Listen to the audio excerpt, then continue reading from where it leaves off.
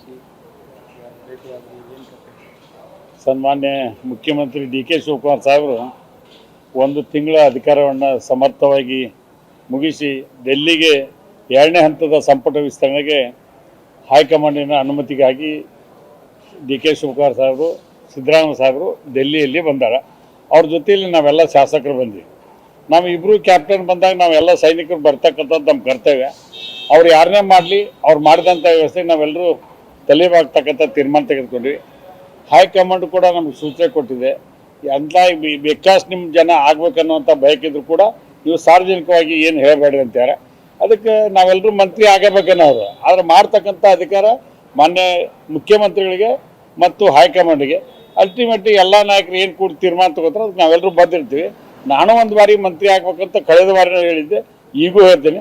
Ultimately ಮಾಡಿದ್ರೆ ಒಳ್ಳೆ ರೀತಿಯಾಗಿ ಕೆಲಸ ಮಾಡ್ತಕ್ಕಂಥದ್ದು ಒಂದು 5 ಕೋಟದಲ್ಲಿ ಕೊಡ್ರಿ ಅಂತ ನಾನು AICCಗೆ ಮತ್ತು ನಮ್ಮ ಹರಿಪ್ರಸಾದ್ ಸಾಹೇಬ್ರಿಗೆ ಎಲ್ಲರಿಗೂ ಮನವಿ ಮಾಡಿ ಅಲ್ಟಿಮೇಟ್ಲಿ ಕೊಟ್ಟರೆ ಕೆಲಸ ಮಾಡ್ತೀವಿ, ಕೊಡದೇ ಇದ್ರೆ ಒಬ್ಬ ಶಾಸಕನಾಗಿ ಸಮರ್ಥವಾಗಿ ಕೆಲಸವನ್ನು ಮಾಡ್ತೀವಿ.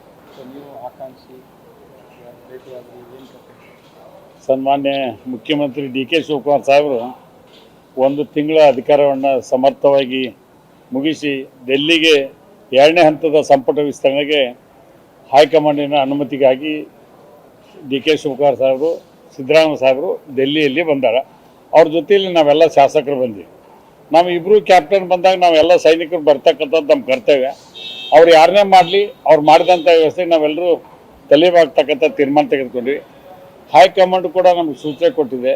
ಅಂತ ಬೇಕಾಸ್ ನಿಮ್ಮ ಜನ ಆಗ್ಬೇಕನ್ನುವಂಥ ಬಯಕಿದ್ರು ಕೂಡ ನೀವು ಸಾರ್ವಜನಿಕವಾಗಿ ಏನು ಹೇಳಬೇಡ್ರಿ ಅಂತಾರೆ. ಅದಕ್ಕೆ ನಾವೆಲ್ಲರೂ ಮಂತ್ರಿ ಆಗಬೇಕನ್ನೋರು, ಆದರೆ ಮಾಡ್ತಕ್ಕಂಥ ಅಧಿಕಾರ ಮಾನ್ಯ ಮುಖ್ಯಮಂತ್ರಿಗಳಿಗೆ ಮತ್ತು ಹೈಕಮಾಂಡ್ಗೆ.